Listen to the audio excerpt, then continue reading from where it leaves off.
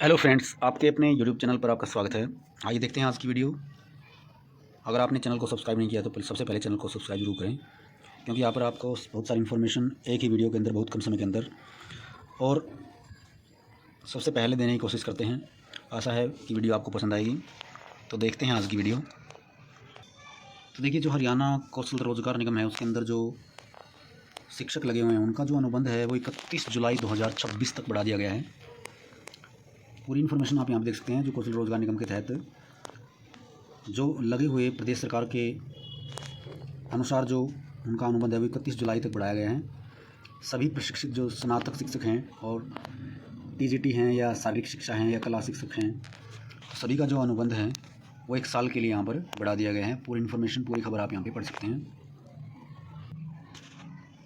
और एचपीएससी ने यहाँ पर कुछ एग्ज़ाम हैं, उनकी जो डेट है वो जारी की है।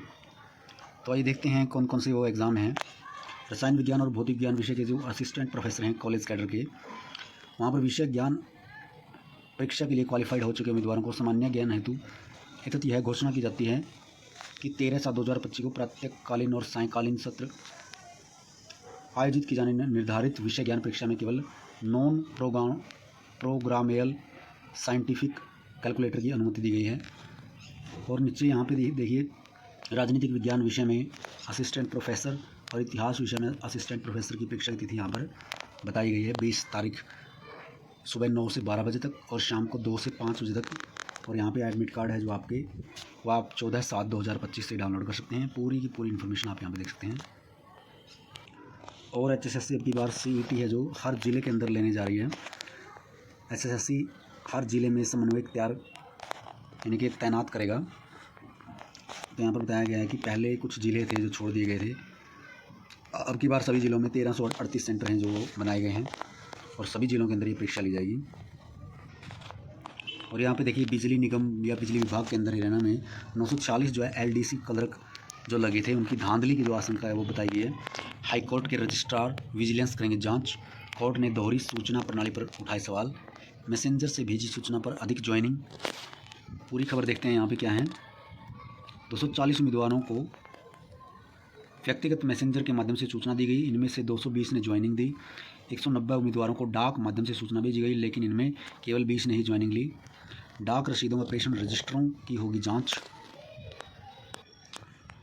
तो देखिए, यहाँ पे बिजली वितरण निगमों द्वारा एलडीसी लोअर डिवीजन क्लर्क के पदों पर चयनित उम्मीदवारों को सूचना देने में अपनाई गई दोहरी प्रणाली ने न्यायपालिका को चौंका दिया है। पंजाब एवं हरियाणा हाईकोर्ट ने इसे चयन प्रक्रिया की पारदर्शिता और निष्पक्षता पर सीधा प्रहार मानते हुए हाईकोर्ट के रजिस्ट्रार विजिलेंस को जांच के आदेश दिए हैं।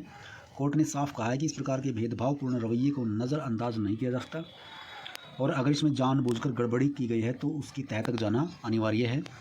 जस्टिस हरकेश मनूजा ने कहा कि एलडीसी लोअर डिवीजन के पदों पर चयनित उम्मीदवारों को सूचना देने में जिस तरह से 2 अलग अलग तरीके अपनाए गए, चयन प्रक्रिया की निष्पक्षता और पारदर्शिता पर गंभीर संदेह पैदा करता है। कोर्ट के समक्ष प्रस्तुत रिकॉर्ड के अनुसार हरियाणा कर्मचारी चयन आयोग ने 2019 में 946 एलडीसी के पदों की भर्ती के लिए विज्ञापन जारी किया था, जिनमें से 478 पद दक्षिण हरियाणा विभाग और 486 पद उत्तर बिजली वितरण निगम के लिए थे। चयन प्रक्रिया के बाद दक्षिण हरियाणा बिजली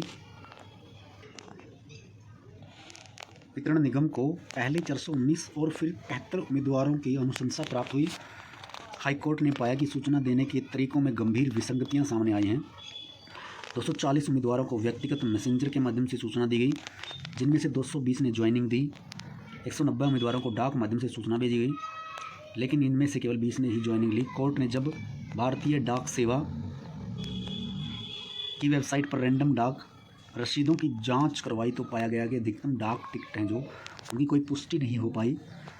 दक्षिण हरियाणा बिजली वितरण निगम के मैनेजिंग डायरेक्टर अशोक कुमार गर्ग, जो वीडियो कॉन्फ्रेंसिंग से सुनवाई के दौरान कोर्ट में उपस्थित थे, वह नहीं बता पाए कि राज्य सरकार या बिजली विभाग द्वारा सूचना देने के लिए कोई लिखित निर्देश जारी किए थे या नहीं। कोर्ट ने स्पष्ट कहा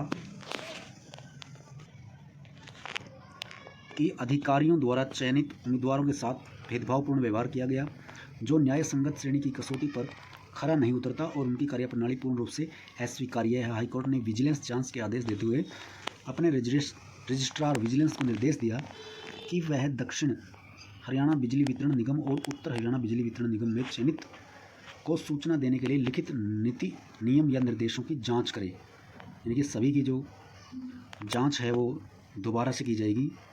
तो यहाँ पर हाई कोर्ट ने विजिलेंस को जांच के आदेश दे दिए हैं। और यहाँ पर देखिए जो क्या कहा गया है कि जो 8 घंटे की ड्यूटी है वो बहुत सारे जो आप कह सकते हैं कि प्राइवेट सेक्टर हो या सरकारी सेक्टर हो, हाईवे पर ड्राइवर की झपकी ले रही लाखों की जान गहरी नींद में इन्हें रोकने के जिम्मेदार मौत की झपकी एक दिन में 8 घंटे ड्यूटी के नियम का पालन नहीं करा सकी कोई भी सरकार। यानी कि जो 8 घंटे की ड्यूटी है सेंट्रल गवर्नमेंट के द्वारा भी कहा गया है कि जो सभी विभाग हैं उनके अंदर जो ड्यूटी है उनका जो टाइमिंग है वो 8 घंटे से ज़्यादा नहीं होना चाहिए। लेकिन यहाँ पे जो बहुत सारे डिपार्टमेंट हैं उनके अंदर भी 8 घंटे से ज़्यादा की ड्यूटी है जो ली जा रही है। और इस पर एक बार फिर यहाँ पर चौंका देने वाला तथ्य सामने आया है। तो इस पर सरकार को ध्यान देने की आवश्यकता है। आशा है आप सभी को वीडियो पसंद आई होगी। तो ऐसी वीडियो पाने के लिए अपने चैनल को जरूर सब्सक्राइब करें। Thanks to all.